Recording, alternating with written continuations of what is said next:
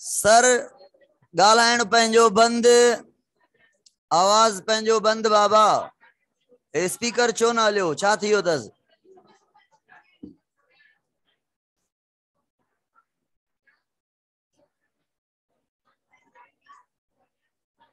Speaker न हलियो छा?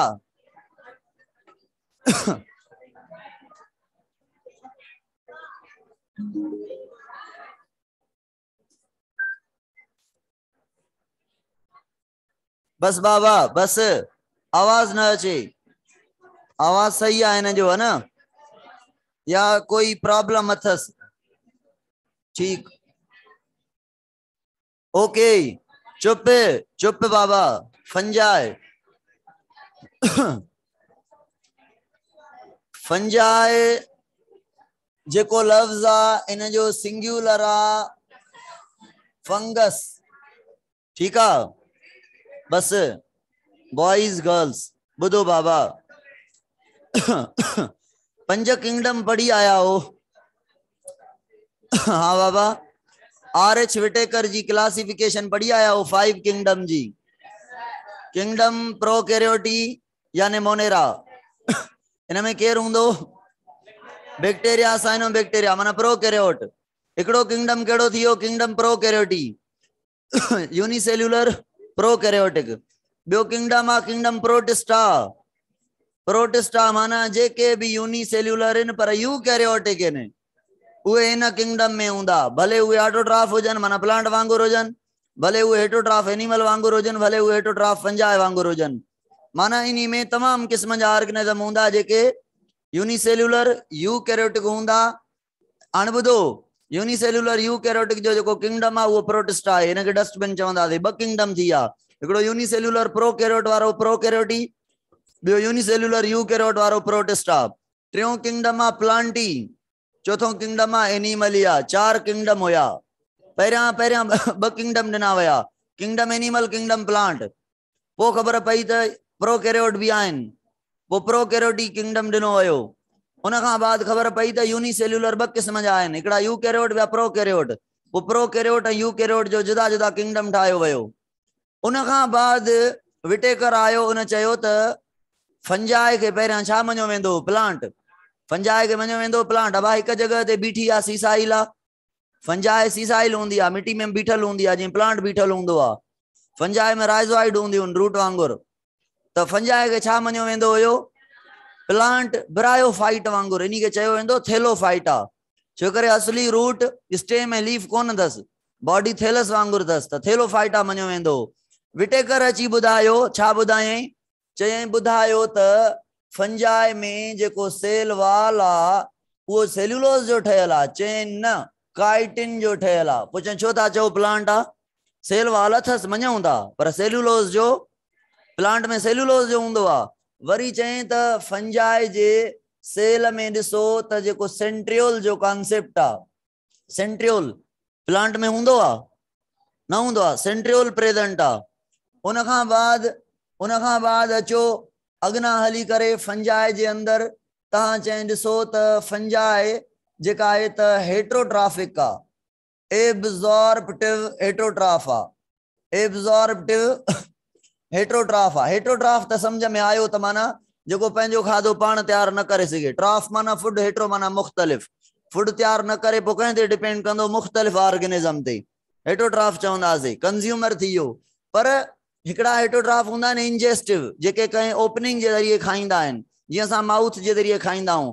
जेके कंहिं ओपनिंग जे ज़रिए खाइनि त उन्हनि खे चवंदासीं इंजेस्टिव हेट्रोट्राफ। पर फंजाई में माउथ कोन्हे, अथसि माउथ। पूरी बॉडी के जरिए फूड के एब्जॉर्ब करे खाइंदो। पूरी बॉडी में पोर अथसि, सुराख अथसि बॉडी में। हिकिड़ो पोर माउथ न अथसि, पूरी बॉडी पोरस अथसि। पूरी बॉडी के जरिए फूड के जज़ब करे एब्जॉर्ब करे खाइंदो आहे। असां खाईंदासीं फूड के एब्जॉर्ब करे हितां जरा न असां कहिड़ा हेट्रोट्राफ आहियूं? एब्जॉर्प्टिव या इंजेस्टिव? फंजाई कहिड़ी आहे? एब्जॉर्प्टिव। एंजाइम ते हलो, मोटी हली। एक्सो एंजाइम याद अथव?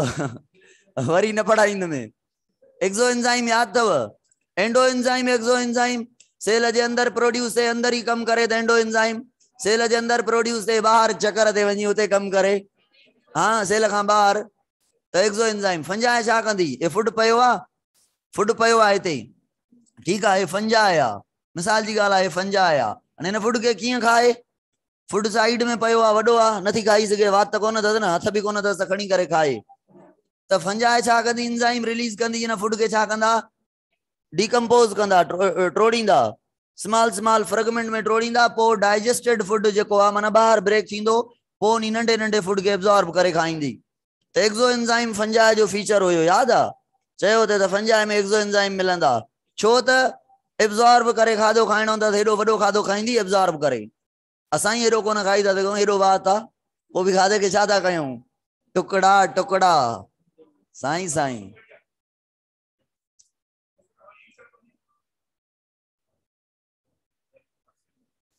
ये न कयो साईं ये न कयो जुल्म न कयो मोटी अचो अबा फंजाए एब्जॉर्ब वेटोट्राफ थी वही माना प्लांट कोन अथव उन खां बाद बुधो क्लोरोफिल फंजाए में घणा एक कोन अथस न क्लोरोफिल तॾहिं त एटोट्राफ आ हुजे सां त पोइ ऑटोट्राफ हुजे हा न भला क्लोरोप्लास्ट हूंदुसि ग्रीन पिगमेंट हूंदुसि न हूंदुसि पोइ प्लांट में छो रखऊंसि पोइ विटेकर छा कयो बस बस विटेकर छा कयो विटेकर चयो बाबा किंगडम फंजाए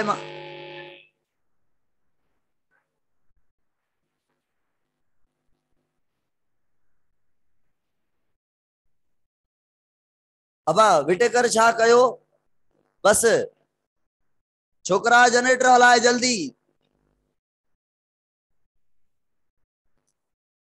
चुप चुप माखे सवाल जा जवाब ॾींदा वञो खोपड़ी खोले वियो अबा ॿुधो विटेकर छा कयो फंजाए के रिमूव कए मां प्लांट किंगडम मां चयांसि जुदा घर ठाहियूं था तुंहिंजो उन्ही घर जो नालो आ किंगडम फंजाए फिफ्थ किंगडम अची वियो पहिरियां 4 हुया प्रोकैरियोटी प्रोटिस्टा एनिमलिया प्लांटी फंजाए कहिड़े किंगडम मां निकतो प्लांटी मां निकतो कहीं कढियो R.H. Whittaker Robert H. Whittaker अचो ॿुधो भला हे त ॿुधो हाणे ॿी ॻाल्हि अञा ॿी ॻाल्हि फंजाए जेका आहे फूड स्टोर कंदी आहे in the form of glycogen अञा चओ प्लांट आ हिते वरी एनिमल वांगुर थी वई हा उन खां बाद बाबा फंजाए जेका आहे सीसाइल आ सीसाइल माना नॉन मोटाइल माना प्लांट वांगुर फिक्स में हूंदी हाणे सुञाणियो केड़ा केड़ा कैरेक्टर प्लांट वांगुर अथस केड़ा कैरेक्टर प्लांट वांगुर न अथस अब सेलवाल जो हुजण प्लांट वांगुर आ पर एग्जैक्टली न सेलवाल केमिकली बियो आहे सेंट्रियोल जो हुजण कंहिंजो फीचर थी वियो एब्जॉर्बिव हेट्रोट्राफ आ ऑटोट्राफ त कोन्हे न एनिमल जो फीचर पर खणी एनिमल खां भी चेंज आ क्लोरोप्लास्ट जो न हुजण एनिमल जो फीचर प्लांट खां परे ग्लाइकोजन एनिमल जो फीचर सीसाइल हुजण प्लांट जो फीचर वो चयो एनिमल किंगडम में रखऊंसि न हेॾां जी न होॾां जी नओं घर ठाहे ॾियोसि हा न नओं किंगडम ठहियो अब ॿुधो ॿुधो फंजाए जेका आहे तव्हां पढ़ी आया हो girls and boys 9th class में तव्हां पढ़ियो आहे फंजाए जी जेका बॉडी हूंदी आहे उनखे चवंदा हो माइसीलियम मां हिते फंजाए ठाहियां थो चुप कयो एड़ी फंजाए कदी जिंदगी में ॾिठी हूंदव मशरूम छटरी नाए फंजाया पूरी बॉडी के छा चवंदासे बस चुप कयो अबा असांजी बॉडी छाजी ठयल आ टिश्यू जी न ऑर्गन जी न पर फंजाए नंढड़ो नंढड़ो ऑर्गेनिज्म आ इन में घणा ऑर्गन त न हूंदा जनरली हर फंजाए में मुख्तलिफ पार्ट आहिनि मशरूम जे अंदर हिन पार्ट के केप चवंदा हिन के स्टॉक चवंदा हिन के राइज़ोइड चवंदा हिन के छा चयोसे राइज़ोइड जो कम समझो था एब्जॉर्प्शन करण प्लांट जो राइज़ोइड वाटर के मिनरल के साल्ट के एब्जॉर्ब कंदियूं आहिनि हे फूड के डायरेक्ट कंदियूं हाँ वाटर के बियन के भी कंदियूं पर डायरेक्ट फूड के अब प्लांट वट क्लोरोप्लास्ट आ न पानी ऐं साल्ट एब्जॉर्ब कंदो खाधो त पंहिंजो तैयार कंदो न हे पंहिंजो खाधो तैयार कंदी पोइ छा एब्जॉर्ब कंदी पानी ऐं कार्बन डाइऑक्साइड खाधे ठाहिण लाइ या डायरेक्ट फूड डायरेक्ट फूड पर पानी भी कंदी जेको इनके इस्तेमाल में हूंदो पर पानी एब्जॉर्ब करे फोटोसेंस कोन कंदी क्लोरोप्लास्ट कोन दस त खाधो ॿाहिरां वठणो पवंदुसि ठीक है राइजोइड जे जरिए एब्जॉर्प्शन कंदी मटीरियल्स जी इनऑर्गेनिक जी ऑर्गेनिक फूड जी ठीक है प्लांट ऑर्गेनिक फूड खाइंदा आहिनि रूट जे जरिए अगर चओ खाइंदा आहिनि त पोइ चऊं हेट्रोट्राफ आहिनि न न प्लांट ऑर्गेनिक शयूं कोन खाइंदा आहिनि बेचारा इनऑर्गेनिक शयूं खणी करे मिट्टी मां धरती मां ऑर्गेनिक फूड ठाहे वेंदा आहिनि ग्लूकोज सही आहे हिते जे ग्लूकोज पयो हुजे केरु खणंदो बोर्ड तां पंजाए कीअं खणंदी हाँ हलो राइजोइड जे जरिए फंजाए खणंदी बिल्कुलु सही ओके ॿुधो हाणे गौर सां ॿुधो छोकिरियूं छोकिरो फंजाए जी बॉडी ठहियल आहे हेयर लाइक स्ट्रक्चर हिकिड़ी आहे उन्ही जी ठीक है उहा हेयर लाइक स्ट्रक्चर जेका है हेयर लाइक स्ट्रक्चर के असां चवंदा आहियूं हाइफा या हाइफी अब ॾिसो ओ हे हिकिड़ो धागो मां ॿाहिरि कढां थो ठीक है हिकिड़ो धागो ॿाहिरि कढी ठाहियो जंहिंखे मां छा चवां थो जंहिंखे मां ओ हे हिकिड़ो धागो फंजाए जी बॉडी मां कढियो इन्ही खे चयो मां हे छा आहे हाइफी आहे चुप त कयो बॉइज़ छो भला मथो ख़राब थी वियो अथव छा ॾिसो हे हिकिड़ो धागो कढियो आहे जेको नंढड़ो हुयो मां माइक्रोस्कोप ते वॾो करे तव्हांखे ॾेखारियो आहे हिते ठीक आहे इन्ही खे छा चवंदा हाइफी छा चवंदा हाइफी या हिकिड़ी आहे त हाइफा हे सॼियूं हाइफी प्रेजेंट आहिनि न सभु हाइफी माना केप स्टॉक राइजोइड माना कटे सटे पूरी बॉडी छाजी ठहियल आहे हाइफी मिली करे छा ठहंदो माना हे सॼी बॉडी धागनि जी ठहियल आहे धागा हाइफी चऊं था हाइफी मिलंदा त पूरी बॉडी ठहंदी माइसीलियम धागनि खे त ॾिसो हाइफी छाजी ठहियल आहे हाइफी खे ॾिसूं था त हाइफी सेल्स जी ठहियल आहे हाइफी माना इहो धागो जेको आहे इहो सेल्स जो ठहियल आहे सेल धागे वांगुरु ईअं अरेंज थियनि था पाण में उन्हनि धागे वांगुरु जेके सेल आहिनि हिक हिक सेल खे न पूरे धागे खे हाइफी चऊं था जीअं असां वटि सेल मिली करे टिश्यू ठाहींदा आहिनि हिते वरी हाइफी ठाहिनि था सेल मिली करे हाइफी ठाहिनि था पोइ हाइफी मिलंदी त पोइ कोई न कोई स्पंजी टिश्यू जो नालो ॾींदासीं या पूरी बॉडी जी ॻाल्हि कयूं त माइसीलियम जो नालो ॾींदासीं ॿुधो हे हाइफी थी वई हाइफी खे ॾिसो हे हिकिड़ो सेल ॿियो सेल टियों सेल चौथों सेल पंजों छहों सतों अठों केतिरा बि थी सघनि था हाइफी ॿ क़िस्म जो आहिनि हाइफी घणनि क़िस्मनि जो आहिनि ॿ हिकिड़ियूं हाइफी अहिड़ियूं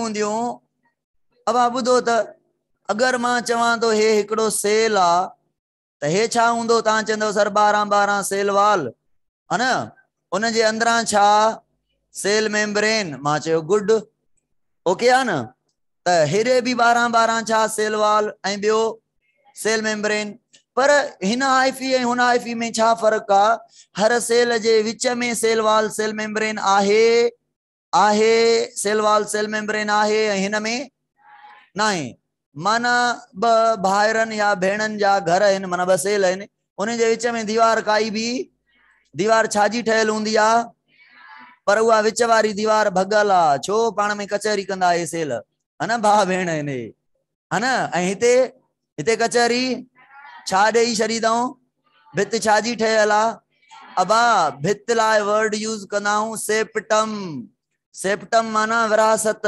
सेप्टम माना डिवीजन है न सेप्टम माना डिवीजन माना वाल माना भित जहिड़ो थियल आहे ॾाढो केतिरो जहिड़ो थियल आहे ॾाढो पाण में न ॻाल्हाईंदा ॿुधो अहिड़ी हाइफी जंहिंजे हर सेल जे विच में माना न्यूक्लियस ऐं साइटोप्लाज़म खां बाद विच में क्रॉस वाल हुजे कहिड़ो वाल हुजे क्रॉस वाल चओ या वाल चओ या सेप्टम चओ ॻाल्हि तव्हांजी जो मक़सदु आहे सेल वाल ऐं सेल मेम्ब्रेन त हर सेल जे विच में माना हाइफी जेका हुजे सेल हिक ॿिए खां जुदा थियल हुजे बाए पोइ मिलाए करे सेप्टम चओ ॻाल्हि ई ख़तम मिलाए करे वाल चओ ॻाल्हि ई ख़तम मिलाए करे क्रॉस वाल चओ ॻाल्हि ई ख़तम अहिड़ी हाइफी जंहिंमें सेप्टम मिले माना सेल खां बाद सेप्टम सेल खां बाद विरासत सेल खां बाद दीवार घर खां बाद क्रॉस वाल अहिड़ी हाइफी खे चवंदव सेप्टेट विढ़ियल हाइफी है न ऐं जंहिंजे विच में दीवार न आहे उन्ही खे छा चवंदव असेप्टेट के साइनोसाइटिक भी चइबो आहे, लिखबो कोइनोसाइटिक आहे, साइनोसाइटिक पढ़बो आहे। साइनोसाइटिक यानी कि नॉन सेप्टेट भी चऊं, नॉन सेप्टेट छा चयोसीं, नॉन सेप्टेट चयोसीं या असेप्टेट चयोसीं। हाइफी जा घणा क़िस्म थी विया, ब, हिकिड़ी में सेप्टम आहे त सेप्टेट, हिकिड़ी में सेप्टम न आहे त असेप्टेट या साइनोसाइटिक या।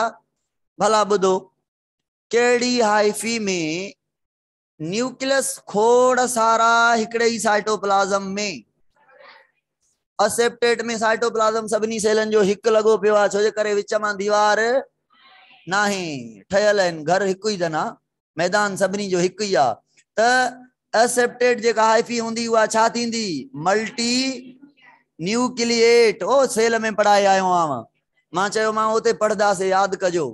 सेप्टेट हाइफी वेचारी हिकिड़े हाइफी जे सेल जे अंदर, हिकिड़े साइटोप्लाज्म जे अंदर न्यूक्लियस घणा, हिकु हिकु हिकु हिकु, कॾहिं कॾहिं अॻिना हली पढ़ंदासीं हिन में हे जनरली छा हूंदी, यूनि न्यूक्लिएट, पर कॾहिं कॾहिं बाय न्यूक्लिएट थी सघे थी, उहा छो, उहा एक्सेप्शनल ॻाल्हि आहे, उहा मां तव्हांखे पढ़ाईंदुमि। जनरली छा आहे, यूनि न्यूक्लिएट माना हिकिड़े सेल जे अंदर हिकिड़ो न्यूक्लियस, होॾे बि ईअं आहे, हिकिड़े सेल में हिकिड़ो न्यूक्लियस आहे, पर दीवार न आहे, जंहिंजे करे मैदान हिकिड़ो ई लॻो पियो आहे। मैदान माना साइटोप्लाज्म हिकु ई थी वियो आहे सभिनी सेल जो, माना सॼी हाइफी जो साइटोप्लाज्म घणो कंसीडर थिए थो। हिते हाइफी में साइटोप्लाज्म ओतिरा जेतिरा सेल, छो जे करे हर साइटोप्लाज्म खां बाद दीवार आहे। हर हिकु भाउ खे पंहिंजे घर जे अॻियां छा आहे, छा हूंदो आहे घर जे अॻियां, हा इहो जेको चओ था, ठीकु आहे, अचो मोटी अचो, चुप कयो, चुप कयो, त ॻाल्हि ॿुधायांव। अबा अबा ॿुधो ॿुधो, बस बस, हाइफी यादि हुजे, वगना पढ़ंदासीं, ॾाढे कम जी ॻाल्हि आहे। हाणे अचूं था, मां तव्हां खां पुछां थो, फंजाई जी हैबिटाट काथे आहे? हैबिटाट माना रहण जी जॻह। तव्हांखे, तव्हां चवंदव सर इहा त यूबीक्वाइटस आहे। मां चवां थो यूबीक्वाइटस जी माना छा सर? तव्हां चवंदव उहा अहिड़ी शइ जेका एवरीवेयर मिले, जाथे काथे मिले त उनखे यूबीक्वाइटस चवंदा आहियूं। यूबीक्वाइटस कंहिंखे चवंदासीं? जेका जिथे किथे मिले। मां पुछां, ॿुधो, अबा सॉइल ते फंजाई मिलंदी? तव्हां चवंदव सर हा। मां चवां थो एयर जे अंदर फंजाई, माइक्रोस्कोपिक फंजाई स्पोर जे फॉर्म में मिलंदी, उन खां बाद वाटर जे अंदर मिलंदी, ठीकु आहे, हाई टेम्परेचर में मिलंदी, सही आहे, डेड बॉडीज ते मिलंदी, तक़रीबन जाथे काथे मिलंदी आहे, तक़रीबन। छा ॿुधो, सवाल त ॿुधो, हिकिड़ी फंजाई हुजे पैरासाइटिक, कहिड़ी? टोटली पैरासाइटिक, कंहिं ते डिपेंड कंदी, लिविंग ते नॉन लिविंग ते? पैरासाइटिक माना मुफ्तखोर, माना जेका लिविंग ऑर्गेनिज्म मां खाधो हासिल करे। ऐं मां चवां थो टोटल पैरासाइट, ओब्लिगेट पैरासाइट, त उन्हीं खे जे लिविंग ऑर्गेनिज्म न मिले त पोइ ज़िंदा रहंदी? पोइ न रहंदी। त हर कंहिंजी पंहिंजी हैबिटाट आहे। अच्छा, लिविंग ऑर्गेनिज्म ते बि रहंदी फंजाई, लिविंग ते बि रहंदी। हाणे ईअं न आहे त हिकु ई फंजाई जाथे काथे रहंदी, का काथां जे रहण वारी हूंदी, का काथां जी, का काथां जी, का काथां जी, का किथे का किथे। त जनरली आहिनि त सभु फंजाई न, है न? त फंजाई एवरीवेयर मिले थी। उन खां बाद पीएच जी ॻाल्हि कयूं त पीएच जी बि टॉलरेंस हूंदी आहे फंजाई में। एसिडिक पीएच, बेसिक पीएच के टॉलरेट करे वेंदी आहे, सभु न, कई कई फंजाई में इहा प्रॉपर्टी हूंदी, पर हूंदी त प्रॉपर्टी न। उन खां बाद टेम्परेचर खे रेजिस्ट करण जी कैपेसिटी हूंदी आहे फंजाई में। फंजाई मां तव्हांखे पढ़ायो हुयुमि या शायदि न पढ़ायो आहे, दुनिया जो बेस्ट में बेस्ट डिकम्पोज़र आहे, बेस्ट में बेस्ट डिकम्पोज़र आहे। ॿुधो, फंजाई जे लाइ मां तव्हांखे टॉपिक पढ़ायां थो, फंजाई जो न्यूट्रिशन। न्यूट्रिशन ॿुधो बाबा, फंजाई केतिरी हूंदी? यूनिसेल्यूलर बि हूंदी ऐं मल्टी सेल्यूलर बि हूंदी, माना नंढी बि हूंदी, माइक्रोस्कोपिक हूंदी, मैक्रोस्कोपिक बि हूंदी, हर क़िस्म जी फंजाई आहे। मशरूम तव्हांखे कहिड़ी थी नज़र अचे? मल्टी सेल्यूलर आहे, मैक्रोस्कोपिक आहे, वरी फंजाई आहे। टोड स्टूल, एग्रिकस, एग्रिकस माना मशरूम, कुंभी। यीस्ट यूनिसेल्यूलर आहे, यीस्ट फंजाई आहे, सही आहे। अच्छा, ॿियो सवाल ॿुधो, फंजाई खे प्रोकैरियोट में छो न रखियोसीं? त प्रोकैरियोट न आहे, यूकैरियोट आहे। फंजाई खे प्रोटिस्टा में छो न रखियोसीं? यूनिसेल्यूलर न आहे, मल्टी सेल्यूलर आहे, हिन जे करे। फंजाए के प्लांटी में छो न रखियोसीं, ये फीचर मां पढ़ाया। फंजाए के एनिमल में छो न रखियोसीं, चइनी घरनि मां धिको ॾेई पंजो घर ठाहे ॾिनोसीं न। ईअं हाणे मूंखे ॿुधायो, जेका फंजाए यूनिसेल्यूलर मिले उहा काथे रखंदासीं? यूनिसेल्यूलर फंजाए मिले प्रोटिस्टा डस्टबिन में सटे छॾियोसि, उछले छॾियोसि। जेको भी ऑर्गेनिज्म काथे फिट न थींदो आहे न, अब ऑटोट्राफ आहे मां, ऑर्गेनिज्म चए थो, छा थो चए? मां ऑटोट्राफ आहियां, ऑर्गेनिज्म आहे, पर आहे छा? यूनिसेल्यूलर। रखूंसि प्लांट में, कढोसि ॿाहिरि, काॾे काॾे ही फिट नथो थिए, प्रोटिस्टा में सटियोसि। अब ॿियो यूनिसेल्यूलर आयो, चए थो मां हेटरोट्राफ आहियां, एनिमल वांगुरु, सेल वॉल कोन्हे। अब रखोसि यूनिसेल्यूलर आहे प्रोटिस्टा में, कंहिं में? कहिड़े प्रोटिस्टा में? एनिमल लाइक प्रोटिस्टा में प्लाज्मोडियम हूंदी, एमोबा हूंदी, ॿियो छा? ॿियो यूनिसेल्यूलर ऑर्गेनिज्म आयो, चए थो मां आहियां हेटरोट्राफिक पर एब्जॉर्बिटिव आहे, सेल वॉल भी आहे, फंजाए वारा फीचर आहिनि। अब तूं भी काथे रखूं तोखे? प्रोटिस्टा में रखूं। तो प्रोटिस्टा में ॾिसो था फंजाए जहिड़ा भी मिलनि था ऐं प्लांट जहिड़ा भी मिलनि था, एनिमल जहिड़ा भी मिलनि था, पर जेके एनिमल न आहिनि, फीचर एनिमल वारा अथनि, यूनिसेल्यूलर आहिनि। एनिमल कॾहिं भी यूनिसेल्यूलर न थींदो। जेको यूनिसेल्यूलर हूंदो उन खे एनिमल चवण जो हक़ न आहे। जेको यूनिसेल्यूलर ऑटोट्राफ हूंदो उन खे प्लांट न चवंदासीं। प्लांट मल्टी सेल्यूलर आहिनि। ब्रायोफाइट कहिड़ा हुयो? कोई यूनिसेल्यूलर? कोई भी न हुयो। प्लांट सॼा मल्टी सेल्यूलर। अगर को ऑटोट्राफिक मिले पर हुजे यूनिसेल्यूलर, इन खे चवंदासीं तूं अलजी आहे ऐं तुंहिंजी जगह छा आहे? प्रोटिस्टा। अलजी प्लांट लाइक थी वियो, एनिमल लाइक थी वियो, फंजाए लाइक थी वियो, प्लांट लाइक थी वियो। अचो अचो, न्यूट्रिशन, न्यूट्रिशन जे बुनियाद ते फंजाए ऑटोट्राफ आहे। हाँ यस सर, शाबाश। कहिड़ो हुयो इहो?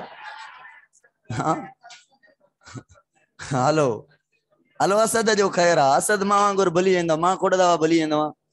मोटी अचो, असद भाई ख़ैर आहे। कोपड़ी हेॾे खोले वियो। ओ छोकिरियूं चुप कयो, ॿुधो। न्यूट्रिशन जे बुनियाद ते फंजाए केरु आहे? एब्जॉर्बिटिव हेटरोट्राफ। एब्जॉर्बिटिव हेटरोट्राफ त आहे, पर ॿुधो, फंजाए जा टाइप आहिनि। बस बाबा, हिकड़ी फंजाए के चऊं था सेप्रोट्राफिक। सेप्रोट्राफिक, सेप्रो माना डेड, ट्राफिक माना फूड। ट्राफ माना फूड, ऑटोट्राफ पंहिंजो खाधो पाण तैयार। ट्राफ जाथे वर्ड अचे न माना फूड। सेप्रो लफ्ज़ सेप्रो मां वरतो वियो आहे, जंहिंजी माना छा आहे? डेड। एड़ी फंजाए जेका डेड बॉडीज मां पंहिंजो खाधो हासिल करे, उन खे छा चवंदासीं? ॿुधायो। पोइ इहा डीकम्पोज़र न आहे। डीकम्पोज़र फंजाए भी थींदी आहे, बैक्टीरिया भी थींदी आहे, पर बेस्ट में बेस्ट जेको डीकम्पोज़र आहे उहो फंजाए आहे। छो जे करे काइटिन खे कोई भी डाइजेस्ट न करे सघंदो आहे।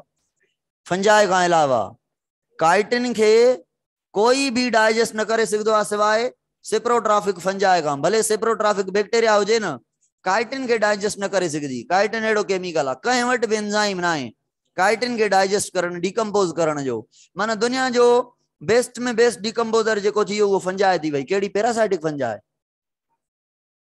सेप्रोट्राफिक पैरासाइटिक कंहिं ते डिपेंड कंदी?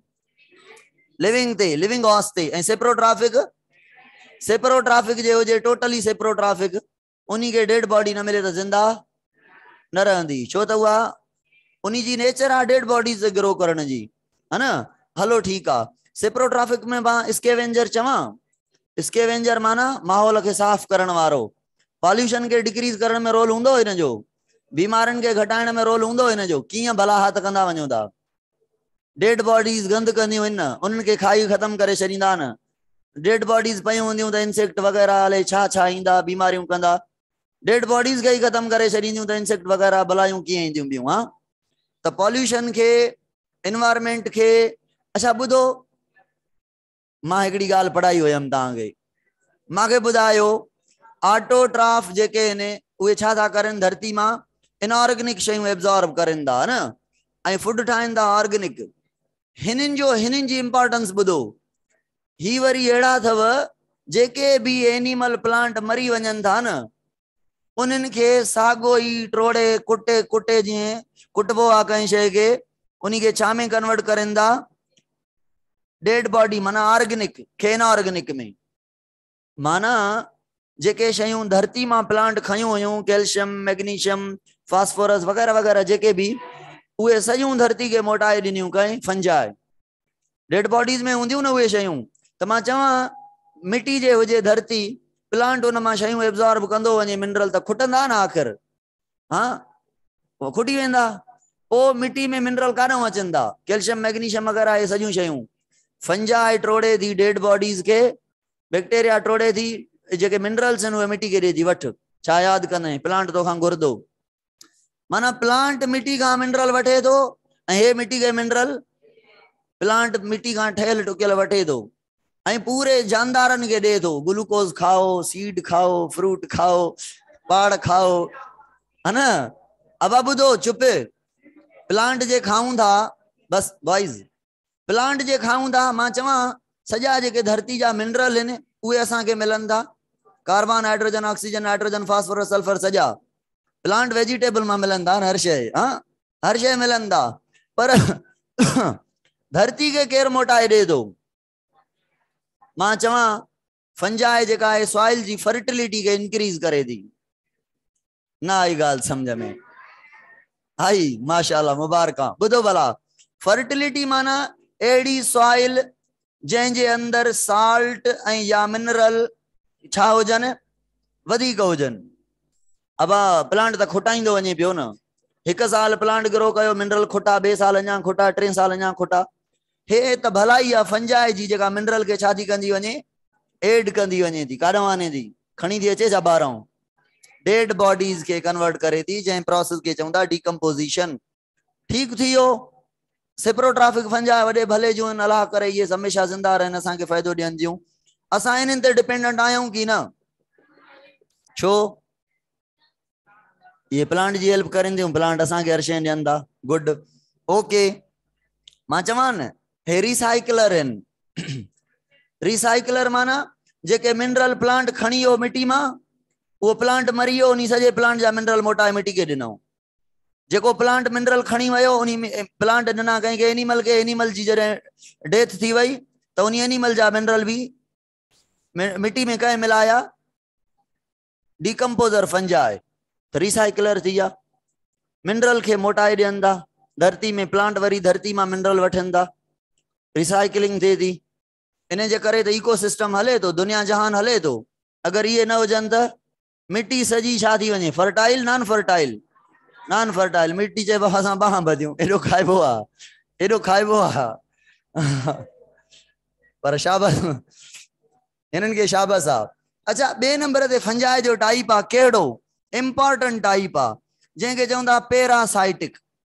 पैरासाइटिक केड़ी फंजाई, अब ॿुधो मां चवां थो हे पोटेटो आ, हे छा आहे पटाटो, गुड। हे फंजाई आ, हे छा आहे फंजाई जूं हाइफी इन राइजोइड इन। ॿुधो हाणे पैरासाइटिक फंजाई कंहिंखे चवंदा हूं, ॿुधायो त केर ॿुधाईंदो। पैरासाइटिक फंजाई उहा जेका हिकड़े लिविंग हॉस्ट मां खाधो खाए, माना हे फंजाई थी वई एफ, या ग्रो कंदी कंहिं ते हॉस्ट ते। हॉस्ट केर थी सके तो, कोई भी थी सके तो, प्लांट भी थी सके तो, एनिमल भी थी सके तो, पर छा हुजे लिविंग। अगर फंजाई पंहिंजो खाधो लिविंग हॉस्ट मां वठे तो हॉस्ट के फायदो थींदो, नुकसान थींदो। हाँ माना पैरासाइट अहिड़ी फंजाई आहे, इनके मुफ्तखोर फंजाई चवंदा आहियूं, जेका मुफ्त में लिविंग हॉस्ट खां, लिविंग हॉस्ट माना एनिमल भी थी सके तो, प्लांट भी थी सके तो, उन्हीं खां खाधो हासिल कंदी ऐं उन्हीं खे छा ॾींदी, नुकसानकार fungi is called as parasitic fungi. ॿुधो भला, मां चवां पैरासाइटिक फंजाई के फायदो पवंदो, नुकसान, ऐं हॉस्ट के छा थींदो, नुकसान। त हिकड़े तरफ़ नुकसान, ॿिए तरफ़ फायदो, एड़ो रिलेशन जंहिंमें ॿ लिविंग ऑर्गेनिज्म पाण में एसोसिएशन करनि, हिकड़े के फायदो पए, ॿिए खे नुकसान पहुचे। जंहिंखे फायदो पहुचे उहो माना फूड वठे थो, जंहिंखे नुकसान पहुचे माना उहो फूड ॾे थो। फूड ॾियण वारो केर, हॉस्ट। भला ॿुधो फंजाई के हथ पेर त कोन्हनि, हाँ हथ पेर त कोन्हनि, त कीअं खाधो प्लांट खां वठदी, एनिमल खां वठदी। ॿुधो इंपॉर्टेंट फीचर हूंदो पैरासाइटिक फंजाई में, कहिड़ो, फंजाई में इहो फीचर हूंदो, हिकड़ी ब्रांच ठाहींदी रूट वांगुरु, रूट न हूंदी, रूट वांगुरु ब्रांच हूंदी, हिकड़ी हाइफी हूंदी, उन हाइफी के चवंदासीं हॉस्टोरिया।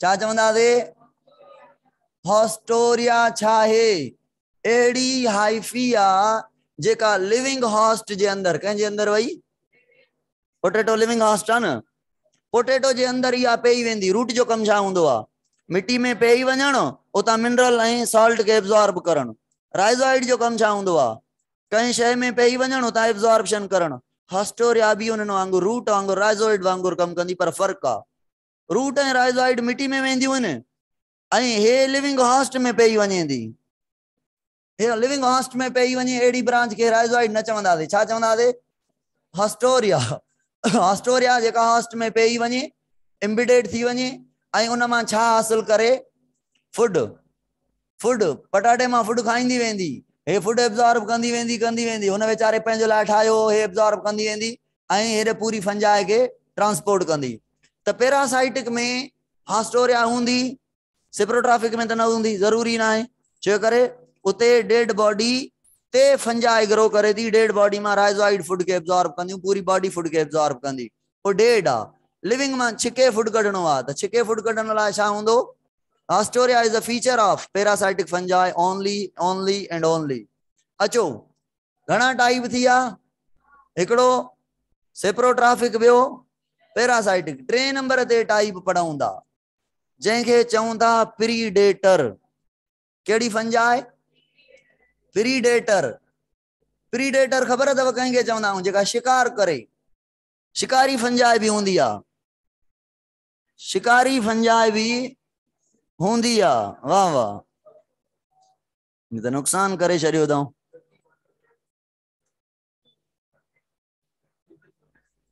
छा अथव छोकिरो खिल मचे न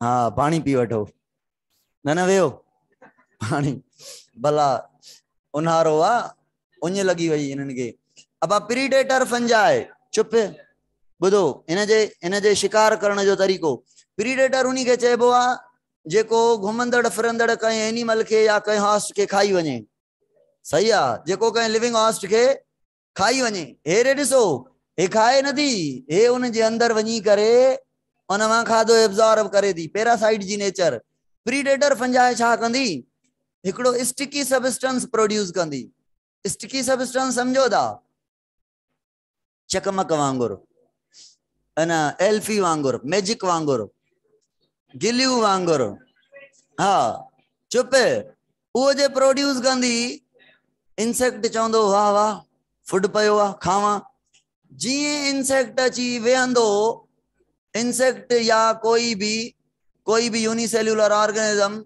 अची वेहंदो त उहो चिपकी वेंदो इम्यूनिटी में जीअं पढ़ायो मां ऑयल में इंसेक्ट जो मिसाल ॾिनो मां मख खे हलो मच्छर के तेल में चक्कर हणाए उड़ारियो त कीअं उड़ंदो हेलीकॉप्टर वांगुरु न उड़री सघंदो साॻियो कॉन्सेप्ट दियो न हिते हा छोकरा बस समझी वई तूं ओके हे छा थियो वरी हलो ॿुधो ॿुधो आखिरी ॻाल्हि आहे ॿुधो शाबाश सर मां बोड़ो अकुल घट वरी पगार वधायो हा वो भी आयो आहे ॿुधाइण लाइ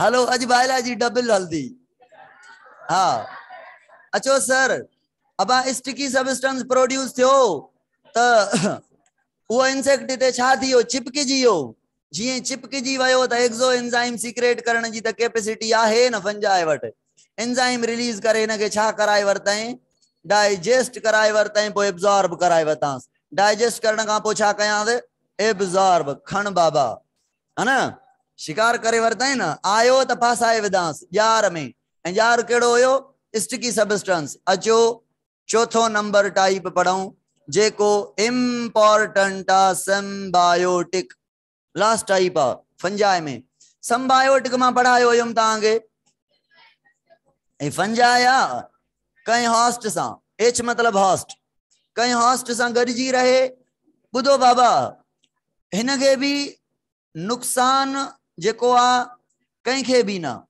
नुकसान मना मना सिम्बायोटिक केड़ी एसोसिएशन आ association between two living organisms.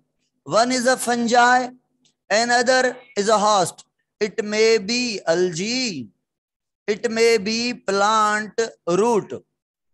Algae भी थी सके थी, plant जो root भी थी सकें थियूं. माना fungi ऐं algae जे विच में भी association थी सके थी, ऐं fungi ऐं plant जे root जे विच में भी association थी सके थी. याद कयो मां तव्हांखे जिम्नोस्पर्म पढ़ाया, उन्हनि ते चयुमि रूट हेयर कोन हूंदा आहिनि, पोइ उन्हनि जे रूट ते रहंदियूं आहिनि फंजाई या बैक्टीरिया जेके एब्जॉर्प्शन कराए ॾींदियूं आहिनि.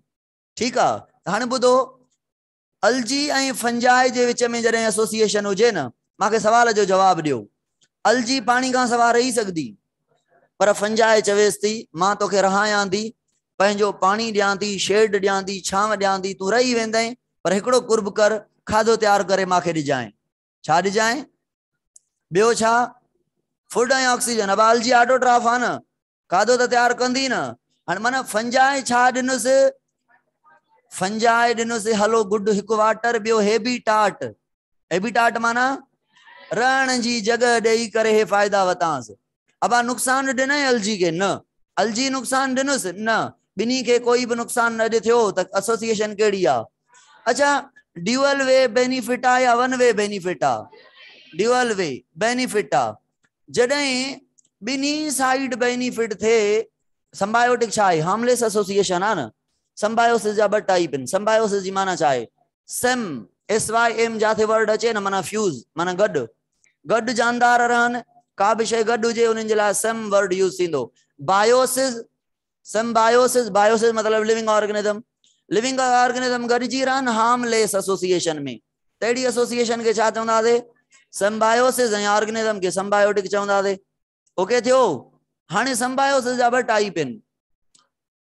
हिकिड़ी में ॿिन्ही खे फ़ाइदो पवंदो, ॿी खे वन वे बेनिफिट हूंदो. हो dual benefit, two way benefit आहे, वन वे बेनिफिट आहे. जॾहिं ॿिन्ही खे फ़ाइदो पए, हाणे ॾिसो हे मूंखे मिसाल ॿुधायो छा जा आहिनि. फंजाई खे बि फ़ाइदो पियो, अलजी फूड ऐं ऑक्सीजन ॾिनसि, अलजी खे बि फ़ाइदो पियो, जॻह मिलियसि रहण जी.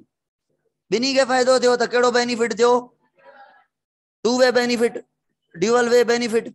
ऐं फंजाई खे रहण जी जॻह मिली रूट ते, ऐं रूट इन्हनि खे रहण जी जॻह ॾिनी, फंजाई हिन खे एब्जॉर्प्शन करे ॾिनी शयुनि जी, नाइट्रोजन वग़ैरह आहे, हर शइ प्लांट खे एब्जॉर्ब, ॿिन्ही खे फ़ाइदो थियो. त ॿई एग्जाम्पल आहिनि कंहिंजा टू वे बेनिफिट जा. हाँ, जॾहिं ॿिन्ही खे इक्वली फ़ाइदो पए, नुक़सान कंहिंखे ई न पवंदो, इक्वली फ़ाइदो पए त उन खे चवंदासीं म्यूचुअलिज्म. म्यूचुअलिज्म, म्यूचुअलिज्म जी मतलब छा हूंदो आहे? म्यूचुअल माना इक्वल. अहिड़ी संबायोसिस जंहिंमें ॿिन्ही खे इक्वली बेनिफिट थिए त उनखे म्यूचुअलिज्म चवंदासीं. माना कंहिंखे? वन वे बेनिफिट खे, टू वे बेनिफिट खे, टू वे बेनिफिट खे म्यूचुअलिज्म चवंदासीं.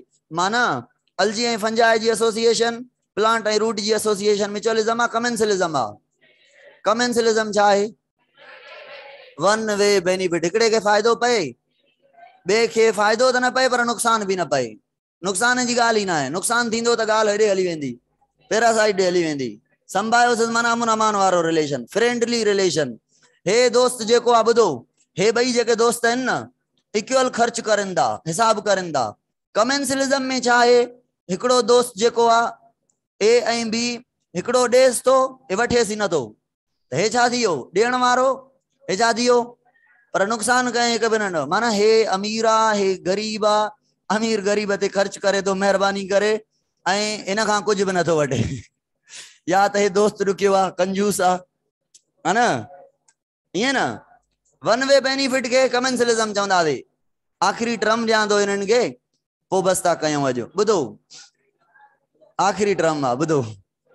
अबा ॿुधो, हा, फंजाई ऐं अलजी जी एसोसिएशन खे असां नालो ॾींदा आहियूं लाइकेंस.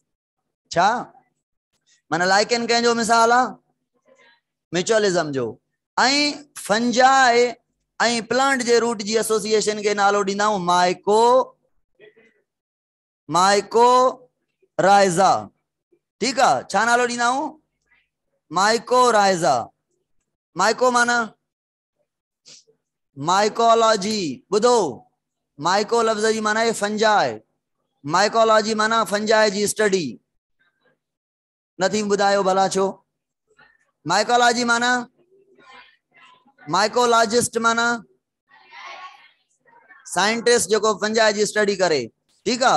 अच्छा बुधो हिते माइको माना फंजाई राइजा मतलब रूट माना रूट ऐं फंजाई जे विच में एसोसिएशन के छा चवंदा से माइकोराइजा अलजी ऐं फंजाई जे विच में एसोसिएशन के छा चवंदा से लाइकेन। लाइकेन माइकोराइजा ऐं लाइकेन कंहिंजा टाइप आहिनि संबायोसिस जा म्यूचुअलिज्म जा। पहिरियां त म्यूचुअलिज्म जी ॻाल्हि कयूं। Mutualism is a type of symbiosis. Sir ॿुधो सुभाणे पाण फंजाई के तव्हां अॻिते पढ़ंदासीं है ना। सुभाणे रिप्रोडक्शन पढ़ी करे 4 क्लासेस पढ़ंदासीं इंशाअल्लाह।